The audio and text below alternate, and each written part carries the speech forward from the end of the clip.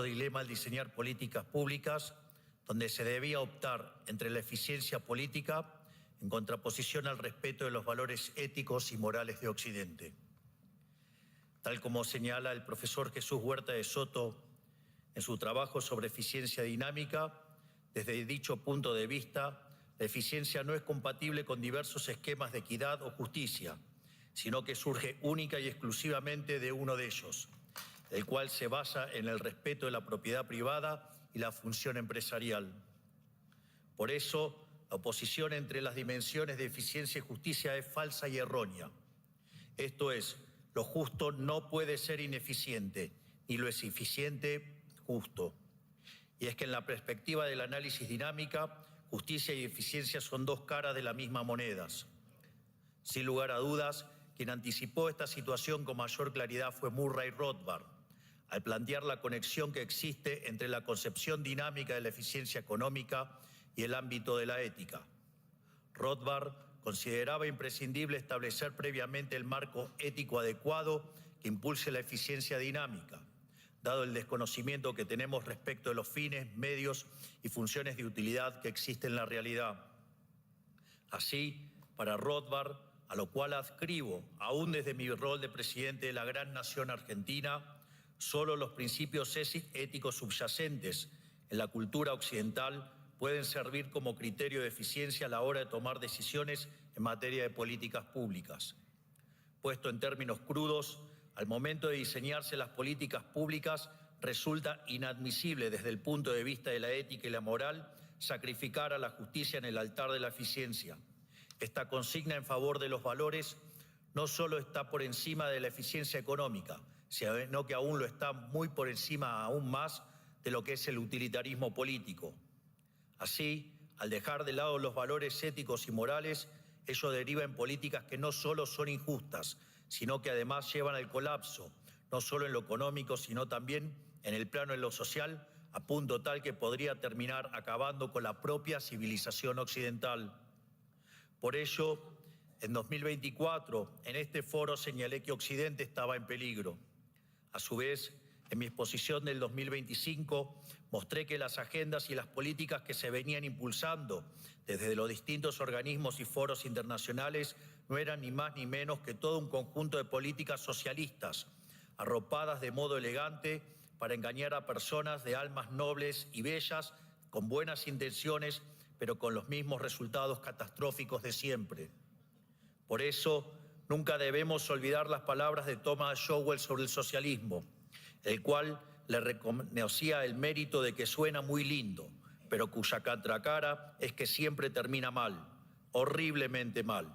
Sin ir más lejos y más allá de los continuos desastres causados por el socialismo durante el siglo XX, vemos los daños aberrantes causados en Venezuela, y no solo por una caída del 80% de su PIB, sino que mucho peor aún, a la luz de establecimiento de una narcodictadura sangrienta cuyos tentáculos terroristas se expandieron por todo nuestro continente americano.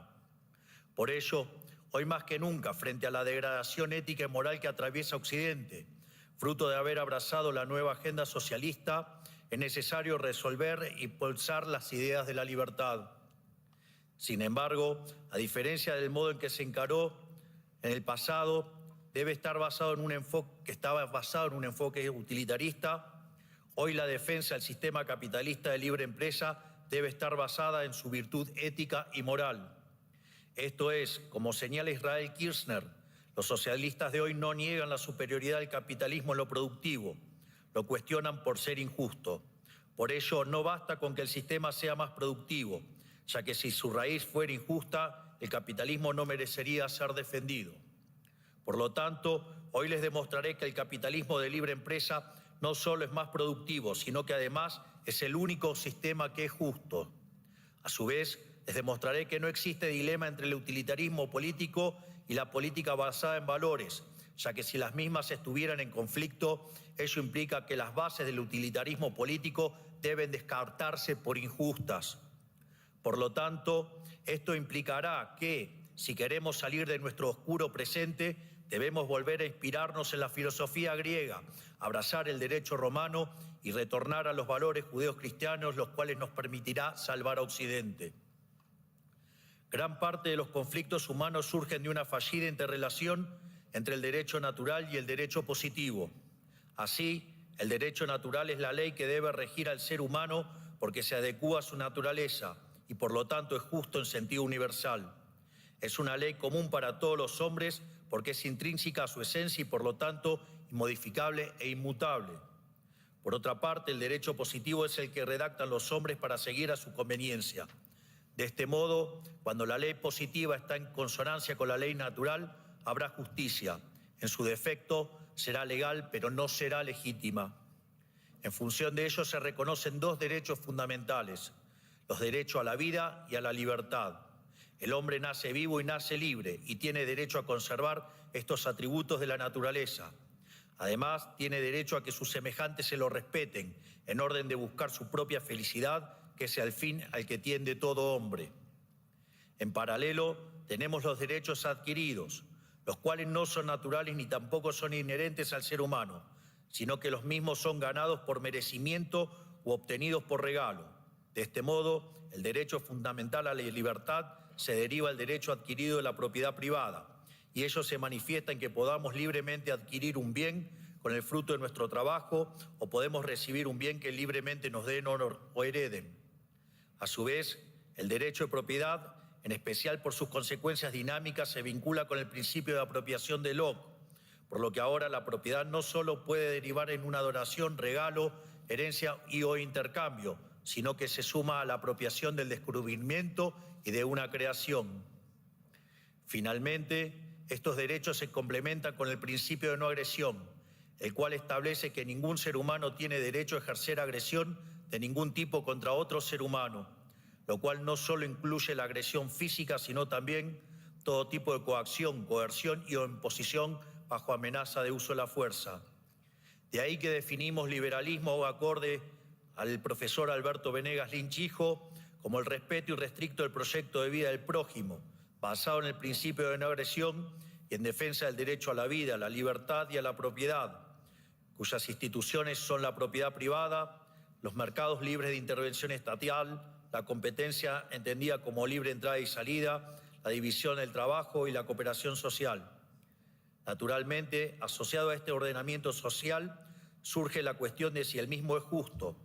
Por ende, para determinar si el sistema es justo, la referencia obligada es Ulpiano, cuya premisa básica constituye las bases del derecho romano y sin duda es uno de los pilares de la civilización occidental. Así, la justicia es la constante y persistente voluntad de otorgar a cada cual su derecho, esto es, la intención de dar a cada uno lo suyo, lo que le corresponde. Sin embargo, la sentencia de Ulpiano no se quedó ahí, sino que a continuación añadió que los principios del derecho constan en vivir de modo honesto, sin causar daño a nadie y dando a cada cual lo que es suyo. Por lo tanto, de todo esto se deriva que una de las características del capitalismo de libre empresa es que es una doctrina justa. Dado el entramado institucional emergente, el cual además hemos probado que el mismo es justo, ahora es momento